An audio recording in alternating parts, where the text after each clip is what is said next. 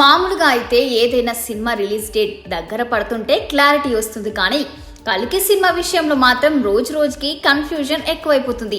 ఈ చిత్ర షూటింగ్ చివరి దశకు వచ్చిన తర్వాత కూడా చాలా అనుమానాలు అభిమానుల్ని తెగ వేధిస్తున్నాయి. తాజాగా కమల్ హాసన్ కామెంట్స్ తో ఆ డౌట్స్ మరింత పెరిగిపోయాయి. ఇక సలార్ తర్వాత ప్రభాస్ లో జోరు మరింత పెరిగింది. చాలా కాలంగా వేచి చూస్తున్న విజయం రావడంతో అస్సలు తగ్గట్లేదు రెబల్ స్టార్. సలార్ కూడా భారీగా వసూలు చేసిందే, కానీ బ్లాక్ బస్టర్ అయితే కాదు.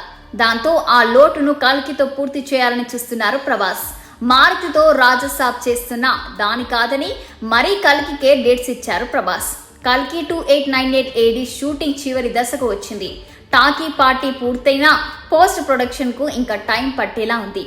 పైగా ఎన్నికలు కూడా ఉండడంతో వాయిదా దాదాపు ఖాయమైపోయింది. సీజీ వర్క్ కోసమే చాలా సమయం తీసుకుంటున్నారు నాగ్ అశ్విన్. తాజాగా కల్కి గురించి ఆసక్తికరమైన విషయం చెప్పారు కమల్ హాసన్.